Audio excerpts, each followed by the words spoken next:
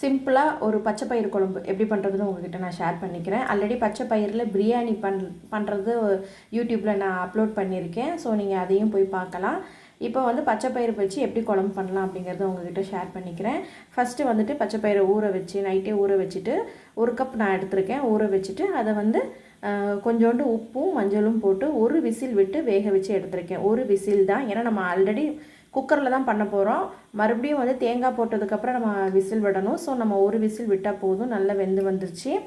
அதுக்கப்புறம் வந்து பச்சை பயிறு குழம்பு வைக்கிறது போது தேங்காய் வந்து அதிகமாக சேர்க்கக்கூடாது. ஸோ கொஞ்சமாக கால்வாசி தேங்காயும் ஒரு 1/4 டீஸ்பூன் ஜீரகமும் போட்டு பேஸ்ட்டு நல்லா அரைச்சி எடுத்து வச்சுருக்கேன்.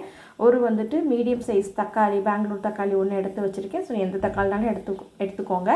அப்புறம் ஒரு பெரிய வெங்காயம் வந்து கட் பண்ணி வச்சுருக்கேன். பச்சை மிளகா, கறி லீவ்ஸு, அவ்வளோதாங்க.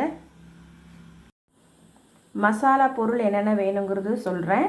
இது வந்து கறி மசாலா பவுடர் எடுத்திருக்கேன். கரம் கிடையாது. கறி மசாலா வந்துட்டு ஒரு 1/2 டீஸ்பூன் எடுத்திருக்கேன். இஞ்சி பூண்டு பேஸ்ட்டு வந்துட்டு 1 டீஸ்பூன் எடுத்திருக்கேன். மஞ்சத்தூள் வந்துட்டு ஒரு 1/2 டீஸ்பூன் எடுத்திருக்கேன். நம்ம அதில் கொஞ்சமாக தான் மஞ்சத்தூள் ஆட் பண்ணியிருந்தோம். 1/4 டீஸ்பூன் தான் போட்டிருந்தோம். இது வந்து குழம்பு மசாலா பவுடர் வந்துட்டு ஒரு 1/2 டேபிள் ஸ்பூன் எடுத்திருக்கேன். மசாலா வந்து இவ்வளோ தான், இதுக்கு மேலே எதுவும் தேவையில்லை. உப்பு மட்டும் லாஸ்ட்டாக நம்ம போட்டுக்கலாம். 1 டேபிள் ஸ்பூன் எண்ணெய் ஊற்றிருக்கேன். கடலெண்ணெய் ஊற்றிருக்கேன். கடுகு பொரியட்டும். கடுகு கொஞ்சமாக போட்டிருக்கேன். கடுகு பொரிஞ்சதும் வெங்காயம், கட் பண்ணி வச்சுருந்த வெங்காயமும் கறி லீவ்ஸும் ஆட் பண்ணி லைட்டாக வதக்கிக்கோங்க. வெங்காயத்தோட ரா ஸ்மெல் போனதும் நம்ம எடுத்து வச்சுருக்க மசாலா பவுடர் எல்லாத்தையும் நம்ம இதில் ஆட் பண்ணிடலாம். இஞ்சி பூண்டு பேஸ்ட்டு, மசாலா எல்லாத்தையுமே ஆட் பண்ணிடலாம். ஆட் பண்ணிவிட்டு அது கூடவே வந்துட்டு 2 பச்சை மிளகா முழுசாக போடுங்க, கட் பண்ணி போட வேண்டாம். காரம் வேணும்னா கட் பண்ணி போட்டுக்கோங்க. எல்லாத்தையும் ஒன்றா சேர்த்து வதக்கிடலாம்.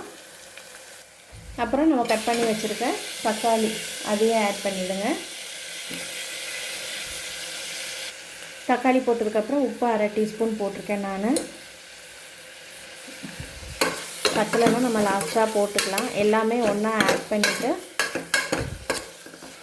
குக்கர் மூடி விசில் போடுறதுக்கு முன்னாடி ஆட் பண்ணிக்கலாம். உப்பு போட்டதுக்கப்புறம் எல்லாமே ஒன்றா ஆகிற மாதிரி நல்லா கிளறி விட்டுட்டு தக்காளி நல்லா வேகட்டும்.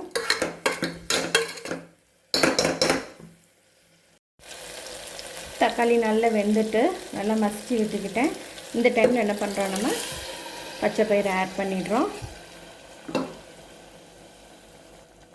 அப்புறம் நம்ம தேங்காய் பேஸ்ட்டும் ஆட் பண்ணிக்கலாம். உங்களுக்கு எவ்வளோ திக்காக வேணுமோ அதுக்கேற்ற மாதிரி தண்ணி வந்து ஆட் பண்ணிக்கோங்க.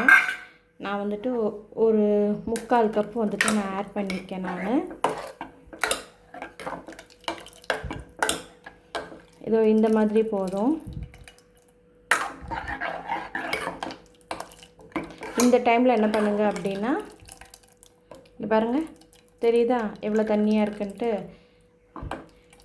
ஏன்னா இது தேங்காய் போட்டிருக்கிறதுனால ஆல்ரெடி பச்சை பயிர் இருக்கிறதுனால கட்டியாக ஆகிடும். ஸோ அதுக்கேற்ற மாதிரி பார்த்து தண்ணி ஊற்றிக்கோங்க. இப்போ உப்பு கரெக்டாக இருக்கான்னு பார்த்துட்டு மூடி போட்டு ஒரு விசில் விட்டு இறக்கிடுங்க. அவ்வளோதான். ரொம்ப ரொம்ப சிம்பிள். அவ்வளோதான். ஒரே ஒரு விசில் தான் எடுத்தேன். இங்கே பாருங்கள், சூப்பராக ரெடி ஆகிடுச்சு. ஸோ கண்டிப்பாக ட்ரை பண்ணுங்கள், நல்லாயிருக்கும்.